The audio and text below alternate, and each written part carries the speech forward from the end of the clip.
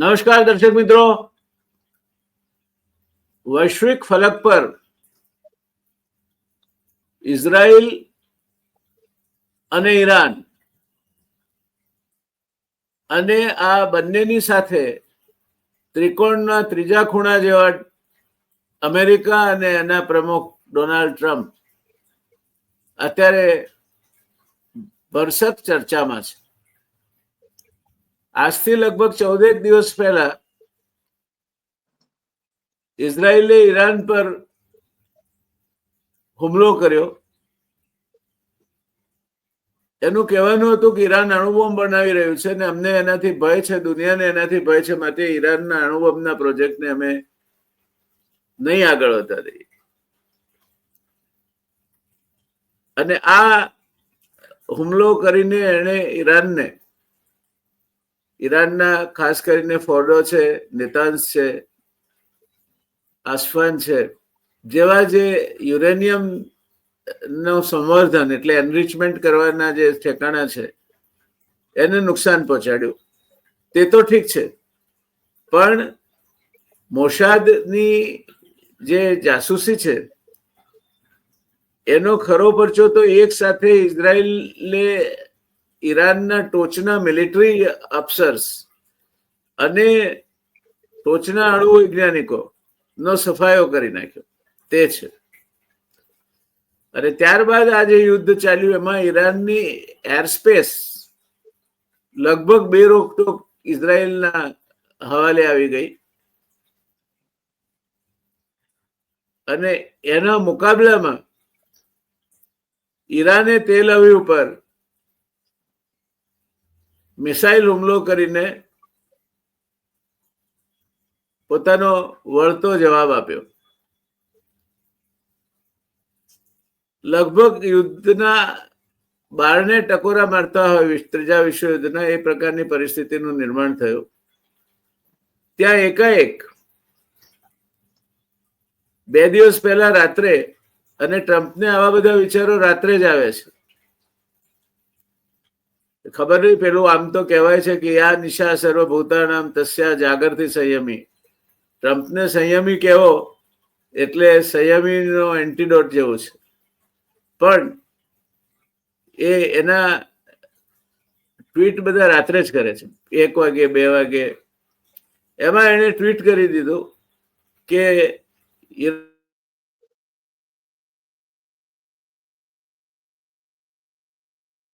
તમારી પ્રગતિ એટલે તમે યુદ્ધ વિરામ આવતીકાલથી જાહેર કરી દો. અને એ લોકો સંમત થયા છે. એ જુદી વાત છે પછી કે ઈરાને કહ્યું કે અમે આવી સંમતિ આપી નથી ને અમારી સાથે કોઈ વાત થઈ નથી. ઇઝરાયલ અમેરિકાનું બગલબચ્ચું છે, એટલે ઇઝરાયલ બાબતમાં અમેરિકા એમને પણ કહેતો કંઈ નહીં માનવાનું કોઈ કારણ નથી, કારણ કે અમેરિકાના ટેકા વગર ઇઝરાયલની આ જે અથડામણ અથવા યુદ્ધ થયું એમાં કોઈ હેસિયત નથી.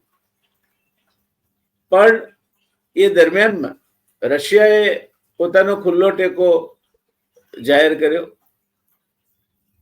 ઈરાનને, ચીને પોતાનો ખુલ્લો ટેકો ઈરાનને જાહેર કર્યો.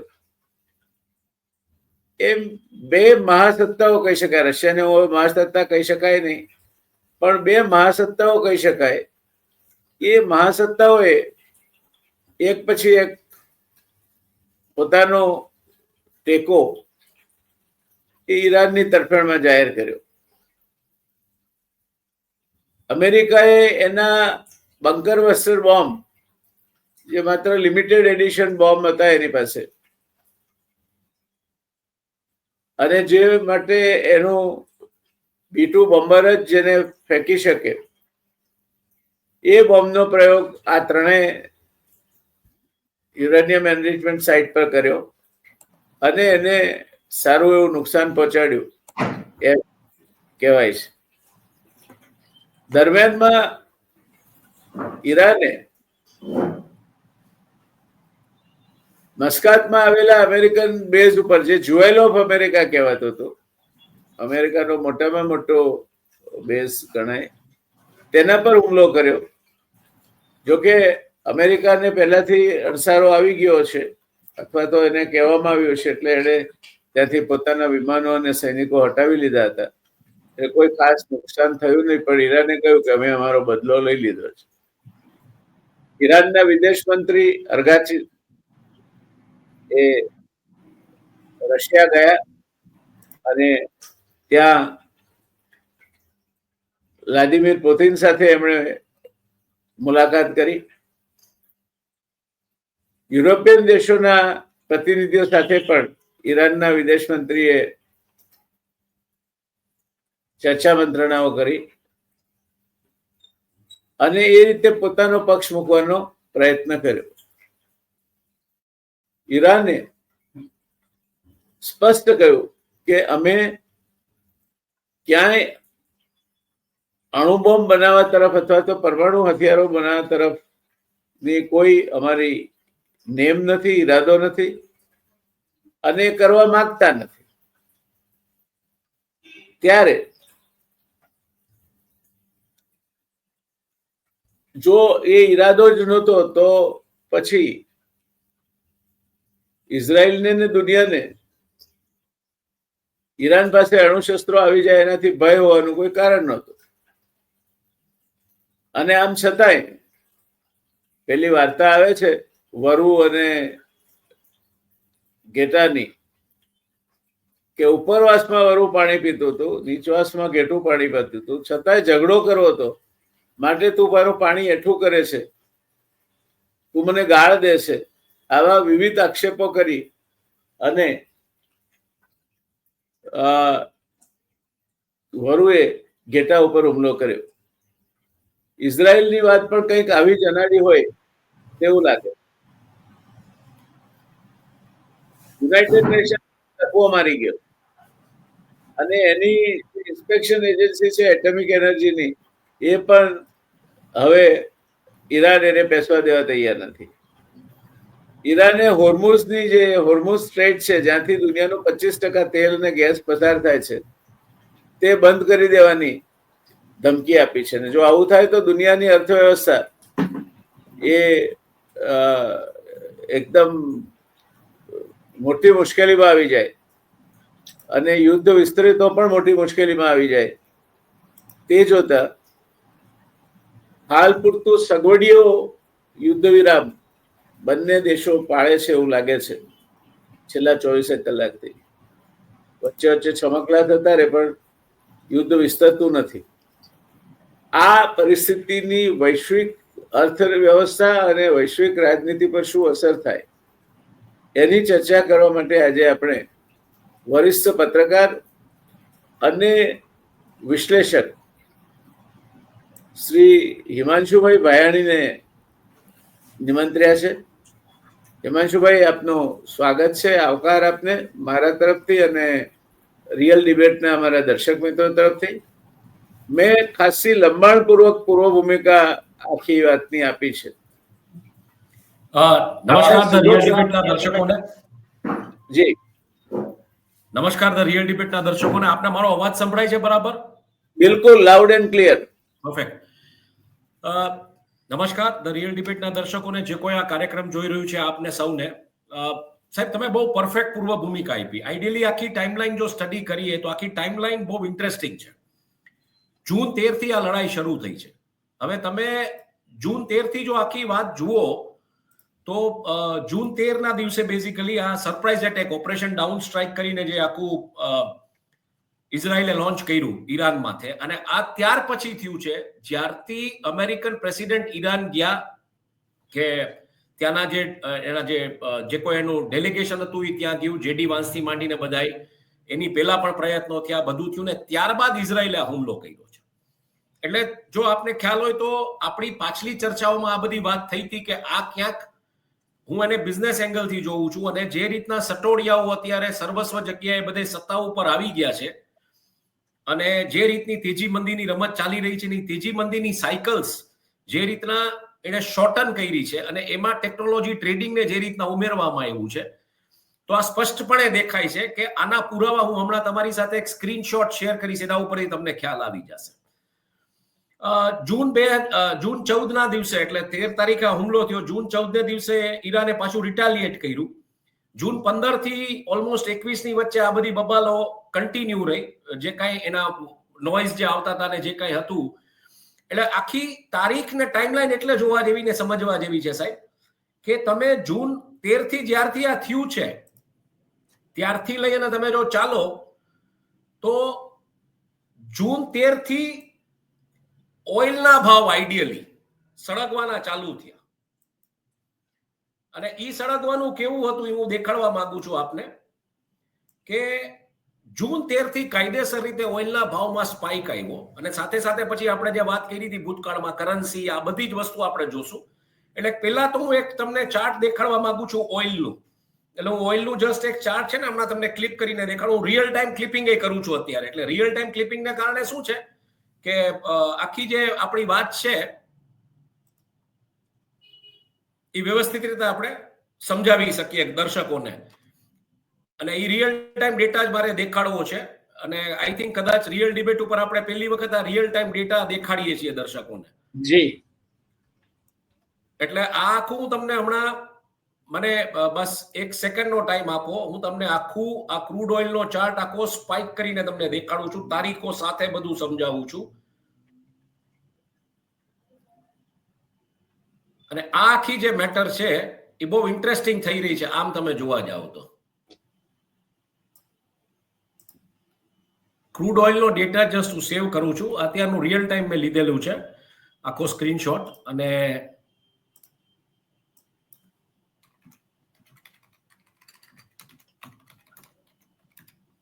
એટલે મને લાગે છે રિયલ ડિબેટના દર્શકો માટે પહેલી વખત આપણે એક લાઈવ ઓપરેશનથી સમજાવવાનો પ્રયત્ન કરીએ છીએ કે આ આખું એક આ સટ્ટાકીય માનસ કેવી રીતના છે ને આમાં સટ્ટો ક્યાં છે. મને લાગે છે ગુજરાતી પત્રકારત્વમાં કદાચ આ વસ્તુ પહેલી વાર થઈ રહી છે. જી.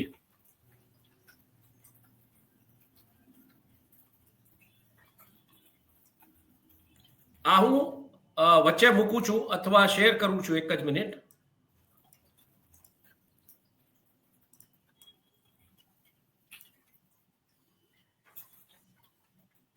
આ કેમ હું લઈ નથી શકતો મને ખબર નહીં, પણ આવી ગયો. હવે તમે આખો આ ડેટા સ્ટડી કરો સાહેબ. આ 1 મહિનાનો ડેટા છે અને તારીખ તમે જુઓ, 13 તારીખે હુમલો થયો. આ 12 તારીખનો ડેટા છે. જી. અને આ 13 તારીખે જે હુમલો થયો ત્યારે તમે ઓઇલના ભાવ જુઓ કઈ રીતના પીવોટ થયા છે, અને છેલ્લે 24 તારીખથી પછી કેવી રીતના ડાઉન આવ્યા છે. એટલે આ લગભગ $78 પ્રતિ બેરલે પહોંચી ગયું હતું ક્રૂડ ઓઇલ, અને ત્યાંથી સીધું અત્યારે 65 આવીને ઉભું રહ્યું. એટલે આપણે જે વાત કરી હતી એની આપણે સાબિતી આપીએ છીએ. હવે તમે તારીખો જુઓ તો 12 જૂન, 13 જૂન એટલે શુક્રવારે આ હુમલા થયા ઈરાન વાળા. જ્યારે આપણે અહીંયા 12 જૂને ઇન્ડિયન એરલાઇન્સનું એર ક્રેશ થયું હતું ગુરુવારે, 13 તારીખે સવારે આ સમાચાર આવે. એટલે ગુરુવારે રાત્રે જ્યારે અમેરિકન માર્કેટના માટે બીજો દિવસ એક ખાલી ઓપરેટિંગ હોય ત્યારે આખી આ સટ્ટાની શરૂઆત થઈ શુક્રવાર સવારથી. એટલે આપણી શુક્રવારની સવાર એટલે એ લોકોની ગુરુવારની રાત. અને પછી તમે જુઓ આખું જે રીતના આખું જે પીવોટ થયું છે આ 12 તારીખથી લઈ 18 તારીખ, 18 થી પછી આ સ્કેલિંગ આખું થાય છે. રફલી આજનું 25 તારીખ સુધીનું છે. અને તમે જુઓ 24 થી પ્રાઇસીસ જે રીતના એસ્કેલેટ થયા, ત્યાં 24 તારીખનો ડેટા છે, અને એસ્કેલેટ થઈને આજે જે રીતના આવી ગયા છે.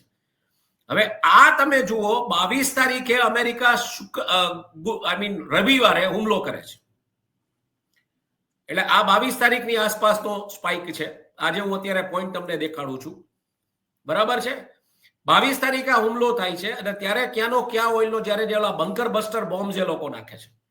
એટલે તમે વિચાર કરો કે આપણા તો પ્રધાનમંત્રી 18 કલાક કામ કરે છે, પણ અમેરિકાના પ્રેસિડેન્ટ તો રવિવારે કામ કરે છે. જે શનિ રવિ વીકેન્ડ હોવો જોઈએ એના માટે, એ તો રવિવારે કામ કરે છે. અને આ આખી પછી રમત ચાલુ થઈ અને અલ્ટિમેટલી 24 સેટલ થયું બધું. અને આખું આ તમે જોવા જાઓ તો આખી જે મેટર છે એ તમે જોઈ શકશો કે બધો ખેલ જે છે આજે, એટલે આ આખો સ્પાઇક 22 તારીખથી લઈ અથવા તો 13 તારીખથી લઈને તમે જુઓ તો આખી તેજી મંદીની રમતો થઈ છે. આ આખું આટલો પોર્શન તમે જો જોશો તો આઈ થિંક આમાં તમને બહુ સ્પષ્ટપણે દેખાશે કે તેજી મંદીની રમતો સ્પષ્ટપણે થઈ છે આ પોર્શનમાં. 12 થી 24 ની વચ્ચે. હા બિલકુલ બરાબર છે. હવે આ જ રીતના આપણે હું તમને કહું કે ગોલ્ડના પ્રાઇસીસ સ્ટડી કરશું તો ગોલ્ડમાં આ જ વસ્તુ થઈ છે, કરન્સીમાં પણ આ વસ્તુ થઈ છે. ગોલ્ડના પ્રાઇસીસ પણ એ જ રીતના ગયા છે. એ ચાર્ટ હું તમને દેખાડું છું. મને ખાલી માત્ર થોડી સેકન્ડ આપો, કારણ કે આપણે આ રિયલ ટાઈમ કરીએ છીએ આખું, એટલે આપણે એમાં રિયલ ટાઈમમાં શું છે કે થોડો સમય લાગે છે, બીજું કાંઈ નથી. પણ મેં એવું નક્કી કર્યું હતું આજે જ્યારે આપણે વાત થઈ ત્યારે કે ભાઈ આજે રિયલ ટાઈમ લઈ જવું છે મારે. આ yes, now it is on my screen. આ તમે ગોલ્ડના પ્રાઇસીસ જુઓ. હવે 12 તારીખથી લઈ અને તમે આખી વોલેટિલિટી જુઓ ગોલ્ડની.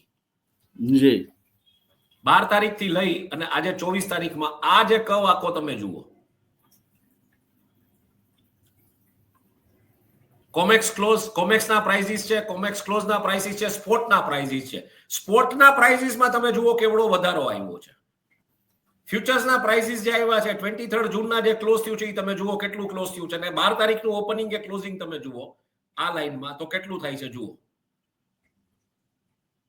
આ સ્પષ્ટ ઇન્ડિકેટ કરે છે કે યુદ્ધના નામે સટ્ટો રમાઈ રહ્યો છે. યુદ્ધના નામે આઈડિયલી તમે જોવા જાઓ તો યુદ્ધના નામે જેને કહી શકો તમે કે તેજી મંદીની આખી સાયકલ્સને શ્રંક કરી દેવામાં આવી છે અને બેકએન્ડમાં ટેકનોલોજી છે.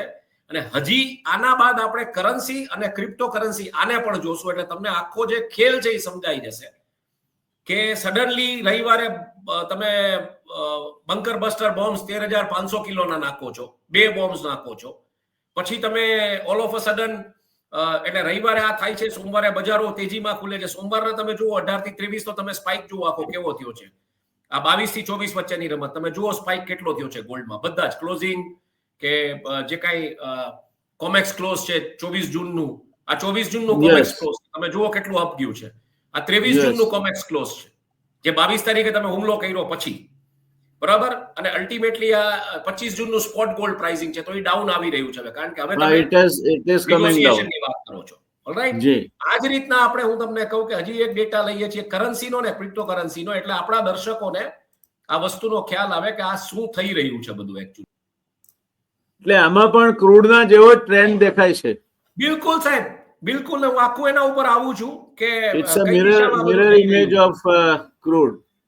હા, બિલકુલ. અને હું આ દિશામાં આવું છું અને કઈ રીતના બધું જઈ રહ્યું છે આ બધું જ દેખાડે છે. આ બધું જ ઇન્ડિકેટ કરે છે કે યુદ્ધની જે વાતો આવે છે, વર્લ્ડ વોર 3 ની જે આગાહીઓની વાતો આવે છે, આ ક્લિયરલી એક પ્રકારે તેજી મંદીની રમત કરવા માટેની જ વાત છે, બીજું કશું છે નહીં.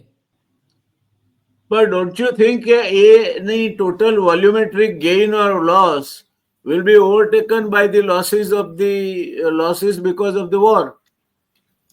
હા, એટલે પોઈન્ટ ઈ છે સાહેબ કે એના માટેના જે આખી રમતો છે એના ઉપર હું આવું છું ધીરે ધીરે.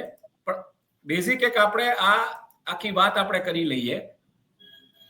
આ તમે ગોલ્ડના પ્રાઇસીસ જુઓ. નીચે જૂન 13 થી ચાલુ થાય, સોરી ગોલ્ડના અને કરન્સીના પ્રાઇસીસ છે. નીચે જૂન 13 થી ચાલુ થાય છે, જૂન 25 થી. મેં Indian currency as a benchmark લીધી છે. હવે તમે આખો ઘટનાક્રમ જુઓ. જૂન 13 જયારે યુદ્ધ થયું ત્યારે +62% કરન્સી +0.62% અપ હતી. પછી અપ થતા અલ્ટિમેટલી બેલેન્સ થઈ 23 ની આસપાસ. 22 તારીખે જે રીતના હુમલો થયો એટલે એ ન્યુટ્રલ રહી, કઈ બહુ એને ફરક પડ્યો નહીં. પણ અલ્ટિમેટલી 24 જયારે સીઝફાયરની વાત આવી ત્યારે નેગેટિવમાં ગઈને આજે હજી સ્ટેબલ છે કરન્સી. પણ અલ્ટિમેટલી તમે કરન્સીનું ઇરોઝન જુઓ 86,108 થી લઈ અને અત્યારે 85.95 પાછું હતું ત્યાં આવી ગયું લગભગ. બરાબર છે. એટલે બેઝિકલી કરન્સીમાં પણ રમતો થઈ રહી છે. હવે લાસ્ટ પેક આપણે લઈ લઈએ ક્રિપ્ટો કરન્સીનો ને પછી આખી જે ચર્ચા છે એ દિશામાં જઈએ આપણે. આ બધું બહુ ઇન્ટરેસ્ટિંગ થતું જાય છે. પબ્લિક આમાં ટૂંકમાં પાયમાલ થવાની છે એવી પરિસ્થિતિ મને દેખાઈ રહી છે. યુદ્ધના ઓથા હેઠળ જે પણ કઈ રમતો ચાલી રહી છે ખતરનાક છે, no doubt about that. Now, one question that sort of emanates out of this, કે ભારત જેવો દેશ કે જેની ઇકોનોમી ઇનવર્ડ લુકિંગ છે જી, અને આજે પણ અડધ રોજગારી અને અડધ માર્કેટ ખેતીમાંથી આવે છે જી, તો એને આની શું અસર થાય? એટલે હું એના ઉપર પણ આવું છું કે આને એકચ્યુઅલી આને શું એની અસર થશે. એક ખાલી બિટકોઈનનો છેલ્લો ચાર્ટ હું તમને દેખાડી દઉં. આ બિટકોઇનનો ચાર્ટ. હવે તમે બિટકોઇનનો ચાર્ટ મેં જૂન 12 થી એટલે લીધો છે કે બિટકોઇન શું કામ ડિમાન્ડમાં આવે છે સમજવા જેવી ચીજ છે. યુદ્ધ જ્યારે થાય છે, યુદ્ધના વેપન્સ જ્યારે વેચાય છે ત્યારે એમાં કિકબેક્સ હોય છે. જે દલાલોથી માંડી અને સત્તામાં બેઠેલા લોકો કે સત્તામાં બેઠેલા લોકો વતી દલાલો જે કિકબેક્સ લેતા હોય છે, અને એ 2 નંબરની કરન્સી છે. એકચ્યુઅલી બ્લેક છે. અને બિટકોઇન યુદ્ધના આસાર જેવા શરૂ થાય કે યુદ્ધની વાતો આવે એટલે બિટકોઇનનો ભાવ એટલે ઘટે છે કે તરત એની ડિમાન્ડ વધે છે. અને બ્લેકની કરન્સીમાં જે કન્વર્ટ કરવાનું હોય છે એ આ જ લોકો મોટા ભાગના પોતાના એક્સચેન્જીસ ને બધું ચલાવતા હોય છે. એટલે આ જ લોકો એને ભાવ ડાઉન લઈને એ ડાઉનના ભાવમાં ઇન્વેસ્ટ કરી દે પોતાના 2 નંબરના રૂપિયા, અને પછી પીકમાં એને જ્યારે વેચવું હોય ત્યારે વેચી કાઢે. એટલે $1,08,000 જેનો ભાવ હતો બિટકોઇનનો જૂન 12. જૂન 13 જ્યારે પહેલો હુમલો થયો 1,05,000 પહોંચ્યું, પછી 1,06,000, 1,05,000, અત્યારે 1,06,000 પાછું આવીને સ્ટેબલ કરી નાખ્યું છે. જૂન 24 તમે ભાવ જુઓ 1,05 નો છે. જૂન 23 પીક 1,00,000 નો છે. જૂન 22 1,02,000. જે દિવસે ક્લસ્ટર બોમ્બ્સ નાખવામાં આવ્યા, બંકર બસ્ટર બોમ્બ્સ નાખવામાં આવ્યા અમેરિકા દ્વારા, જે દિવસે ઇન્ફોર્મેશન હતી કે અમેરિકાથી હુમલો થવાનો છે ત્યારે 1 ને 3. એટલે આ બધી જે વાતો આવતી હતી કે અમેરિકાથી ફ્લીટ્સ ફ્લાય થઈ છે, ચાઇનાથી ફ્લીટ્સ ફ્લાય થઈ છે વેપન્સ આપવામાં, ત્યારે યુદ્ધ એ વેપન્સની ડીલિંગની જ્યારે વાત આવતી હતી ત્યારે તમે જોવો બિટકોઇનનો આખો ટ્રેન્ડ જુઓ નીચે છે. કારણ કે બધાને 2 નંબરના રૂપિયા એમાં ઇન્વેસ્ટ કરવાનો હોય છે અને પોતાના એક્સચેન્જીસ હોય છે. Yes, that makes a sense. એટલે આ આખી વાત હવે તમે જે વાત કરી એને આપણે લઈ જઈએ તો આઈ થિંક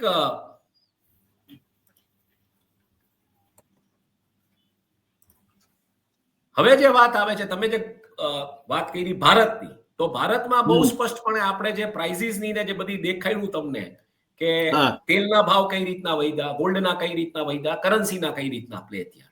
એટલે આપણે સાહેબ ખબર છે, અમે તો આપના જેવા વિદ્વાનોને સાંભળીને જ આ બધી વસ્તુ શીખ્યા છીએ અને પછી આને સ્ટડી કરીએ છીએ. પણ આપણે ખબર છે કે India is a oil importing economy at any given point of time.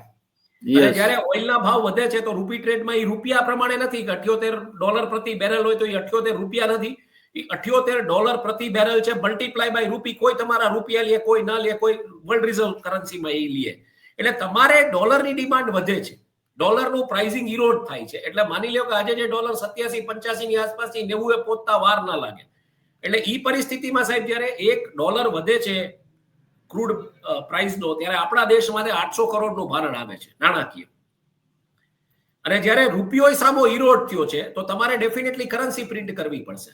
એટલે એક તરફ ફ્યુલ ડ્રીવન ઇન્ફ્લેશનનો માર, બીજી બાજુ તમારી પાસે કરન્સી ડ્રીવન ઇન્ફ્લેશનનો માર, અને એમાંથી કઈ કોકે બચાવ્યું ને કોઈને ગોલ્ડમાં ઇન્વેસ્ટ કરવું છે કે લગ્ન માટે ગોલ્ડ જોઈએ છે કે એ રીતના એસેટ ક્લાસમાં જાય છે, તો ત્યાં પણ તમારે ગોલ્ડ ઇમ્પોર્ટ કરવું પડે છે, ત્યાં પણ તમને કરન્સીનો માર પડે છે. અને ગોલ્ડ જે તમે લ્યો છો એ પીક વેલ્યુનો લ્યો છો. એટલે ઓટોમેટિકલી ઇન્ફ્લેશન એક પ્રકારનું જેને કહી શકો કે પ્રીમિયમાઇઝેશન ઓફ ડિમાન્ડ થાય છે આને કારણે. અને આને કારણે હેવ ને હેવ નોટ્સની જે ડિવાઇડ છે એ મોટી થતી જાય છે, નો ડાઉટ અબાઉટ ધેટ. પણ લોકોના બેઝિક કન્ઝમ્પશન ઉપર આની અસર પડે છે. તમે 50 બેઝિસ પોઈન્ટ ભલે તમે ઇન્ટરેસ્ટ રેટ ડાઉન કરો, પણ એક કોન્ફિડન્સ નથી રહેતો લોકોને. ભલે તમે $2.5 ટ્રિલિયન રૂપિયા મૂકી દો માર્કેટમાં કે ભાઈ ઉપાડો, પણ એ કોન્ફિડન્સ નથી રહેતો. એટલે આ બધી પરિસ્થિતિને ધ્યાનમાં લઈ અને જે Hemanshubhai, going back to our earlier discussion, જી રિઝર્વ બેંકની એમપીસી જૂનના પહેલા અઠવાડિયામાં જી 2 વસ્તુ કહી. એક તો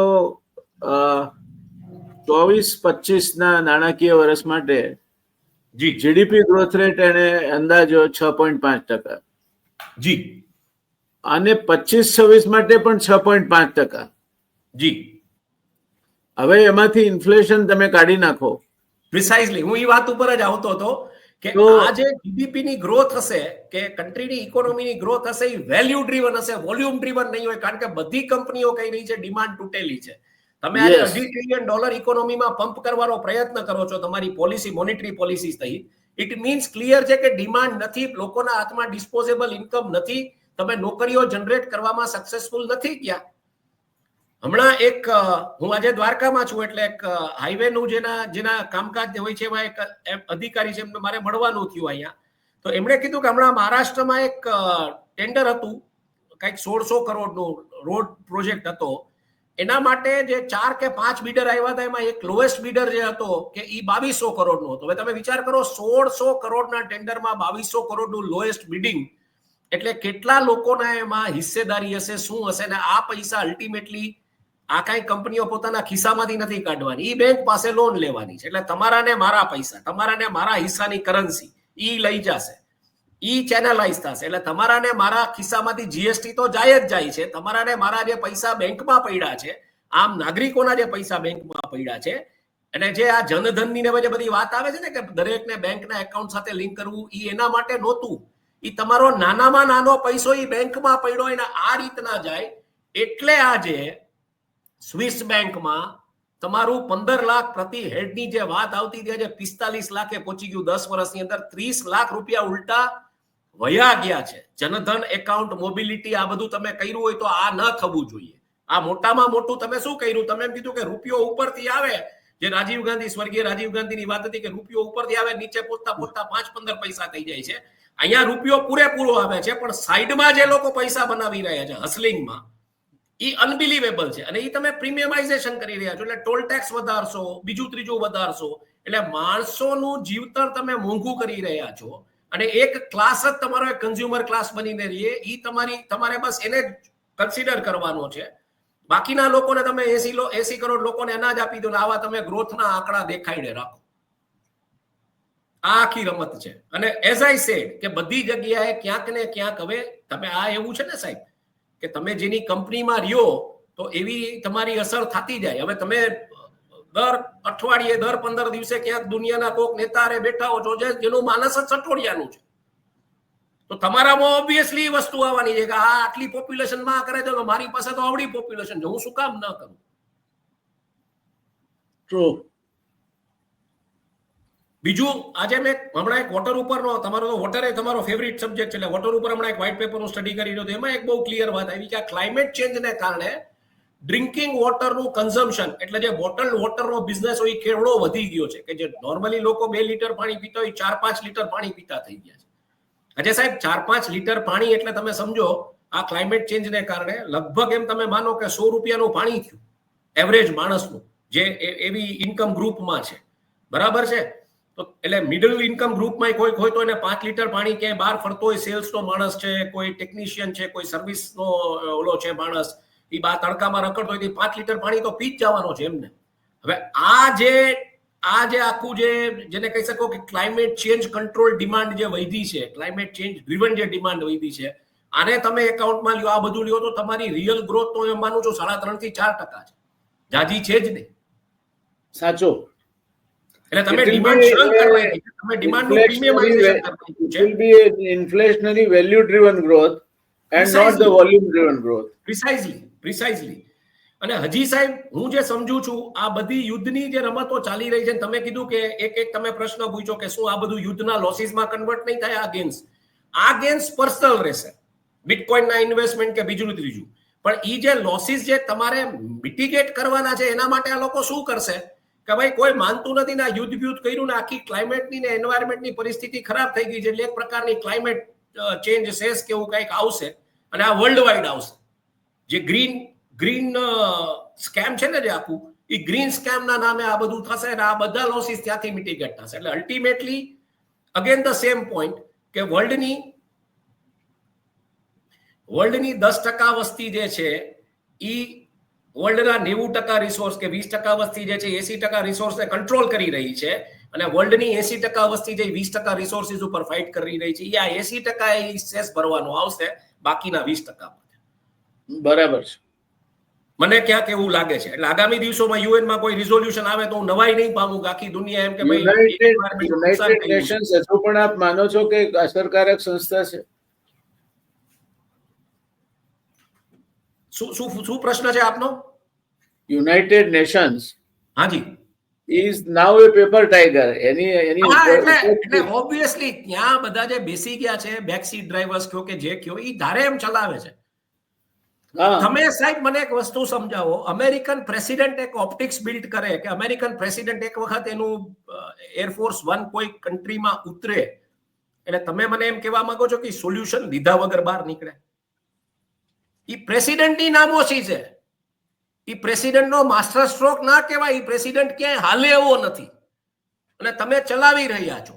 શું કામ તમે ચલાવી રહ્યા છો એ તમારો પ્રશ્ન છે. ઈરાનના મુદ્દે અમેરિકામાં વિરોધો થયા છે અને જબરદસ્ત વિરોધો થયા છે કે ભાઈ તારે ક્યાં ત્યાં 13,500 કિલોના બંકર બસ્ટર બોમ્બ નાખવાની જરૂર, તું શું કરવા દોડાયો હતા?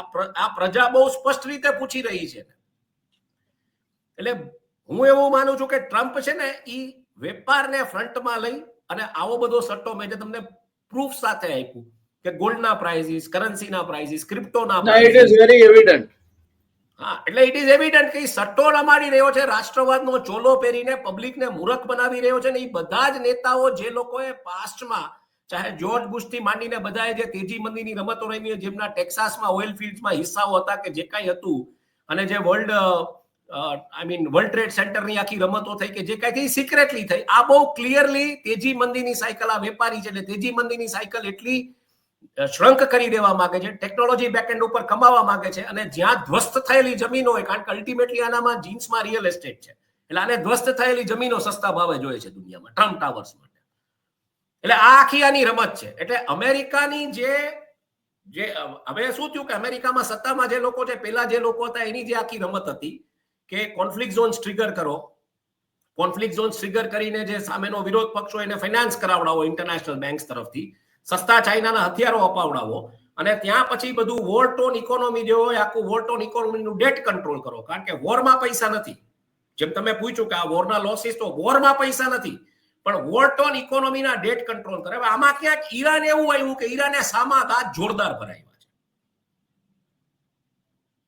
અને it might sound a little different, but મારે એક મુસ્લિમ જે સ્કોલર છે એની સાથે વાત થઈ હતી. મેં કીધું આ ઈરાનનું સડનલી આ કઈ રીતનું છે? ને આયાતોલા ખોમેની જે છે basically is not, Khomeini family is not basically into power anywhere, પણ આ કેવી રીતના કરે છે?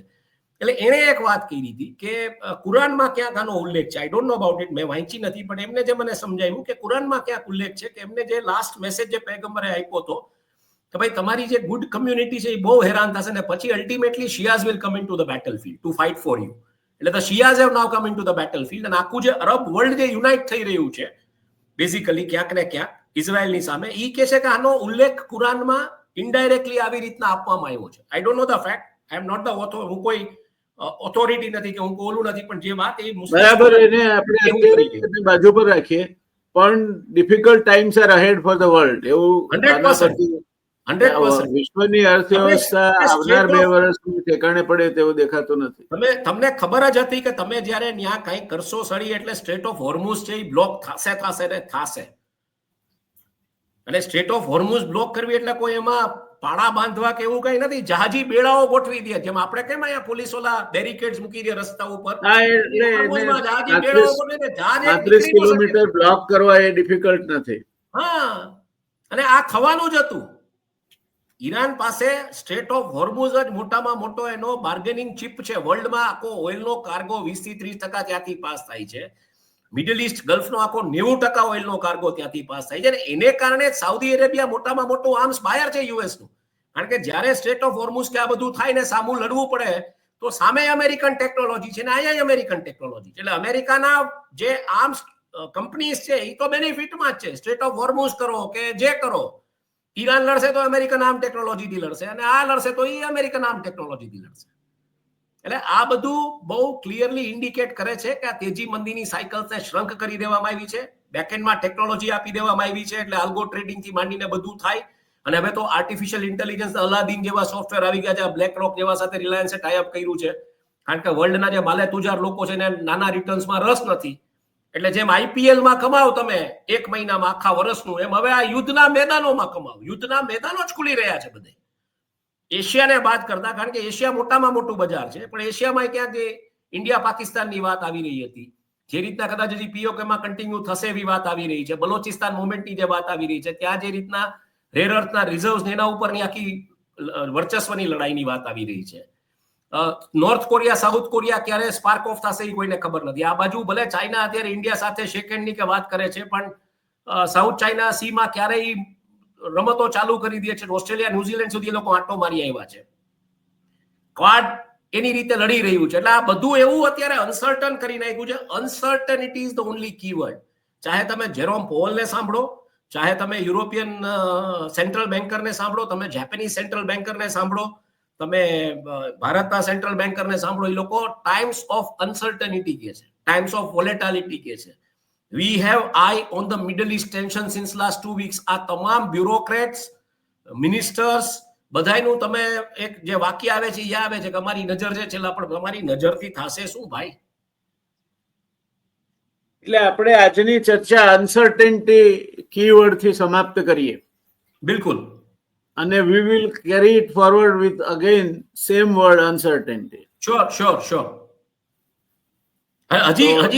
હજી હું જોઉં છું વ્યાસ સાહેબ, હજી હું જોઉં છું ક્યાંક ને ક્યાંક હજી પાછી સીઝફાયર ઉલ્લંઘન થયું ને આવી વાતો આવશે. જેવું પાછું માર્કેટમાં સેટલ થઈ જશે ને સોદા અઠવાડિયાના અંત સુધીમાં, એટલે પાછું પિકઅપ થશે. જી. So let us wait and watch. Let us conclude on that fantastic sentence which always P. Chidambaram said while addressing the conferences on financial matters, that the problems of the world are the problems for India and the solutions to those problems are also at times the problems for India. એટલે આમાં problem થાય ત્યારે આપણને સમસ્યા છે ને, પ્રોબ્લેમના કઈ નિરાકરણ આવશે ત્યારે સમસ્યા છે. એની વચ્ચે વોટ્સએપ યુનિવર્સિટી વાળા પાછા તમને મેસેજીસ ફોરવર્ડ કરે કે અત્યારે બધાની નજર ભારત ઉપર છે. એલા ભાઈ 85 રૂપિયા ડાઉન છે કરન્સી. આમાં હવે બાકી શું રહ્યું છે? તે આપણા ઉપર હવે નજર હોય કોઈની. 45 લાખ માથાદીઠ ચડી ગયા સ્વિસ બેંકમાં, હવે કોની નજર છે આપણા ઉપર? એ તો સમજાવો મને.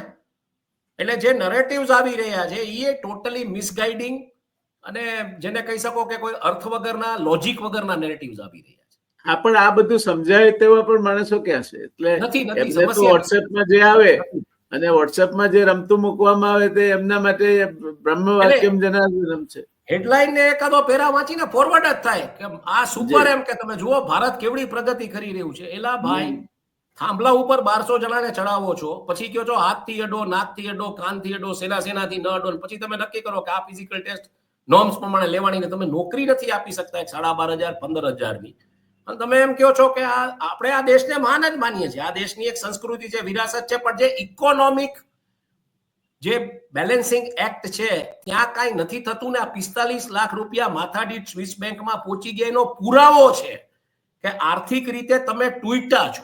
તમે સ્વીકારો કે નહીં, પ્રજા તૂટી છે આર્થિક રીતે. સત્તામાં બેઠેલા લોકો પૈસા કમાણા છે, નો ડાઉટ અબાઉટ ધેટ, અને ઈ જ એનો પાવર ને ઈ જ બધું બોલે છે, પણ પ્રજા તૂટી છે એ વાસ્તવિકતા છે. બે સેગમેન્ટ કમાયા છે, એક જે લોકો સત્તામાં છે અને એક જે લોકો ધંધામાં છે. એટલે એક સત્તામાં છે, એક સત્તામાં છે ને એક સત્તામાં છે, બે જ જણા કમાણા છે. એક સત્તામાં છે ને એક સટ્ટામાં છે. જી, આ બે જણા કમાયા છે, બાકીની બધી જ વેપારી તો સાહેબ હેરાન પરેશાન છે. જે વેપારી સટોડિયો માણસ નથી ધરાવતો, જે માને છે કે મારે મિનિમલ પ્રોફિટ ઉપર મારો ધંધો કરવો જોઈએ, એને તો સર્વાઈવલના પ્રશ્નો છે અત્યારે. એને તો અત્યારે સર્વાઈવલના પ્રશ્નો છે. એટલે સટ્ટામાં જે છે અને સત્તામાં જે છે એ બે જ કમાણા છે. થેન્ક યુ હિમાંશુભાઈ. એક જમાનામાં હું કચ્છમાં જતો ને ત્યારે કચ્છમાં મોટા ભાગના ટ્રેક્સની પાછળ બહુ મોટા પાયે ઓલા સ્ક્રીન શીલ્ડમાં લખ્યું હોય કે ગાંડા કમાણા. એટલે મને હવે સમજાય છે એ વાક્ય ગાંડા કમાણા, કારણ કે આ ગાંડા જ હોય 13,000 કિલોના બોમ્બ નાખી દે, તેજી મંદી કરી, આ ગાંડ પણ હોય એ જ કમાય, બાકીના લોકોની તાકાત નથી કમાવું. અને એનો વિડીયોનો પુરાવો હતો ને જ્યારે ટ્રમ્પ કહે છે કે આને $2.5 બિલિયન બનાવ્યા, આને $900 મિલિયન બનાવ્યા, બહુ સ્પષ્ટ વાત હતી કે શોર્ટ સેલિંગ કર્યું છે, કમાણા છે બધા. જી, ધન્યવાદ. મળીએ આપણે ફરી પાછા આ જ વિષયને આગળ લઈ જઈશું. સત્તે પે સટ્ટા નામની એક 80 ના દાયકામાં ફિલ્મ આવી હતી. અત્યારે ટ્રમ્પ છે સટ્ટે પે સટ્ટા રમી રહ્યા છે. એ રમી રહ્યો છે સ્પેક્યુલેશન ઓન સ્પેક્યુલેશન્સ. ઈ રમી રહ્યા છે. જી.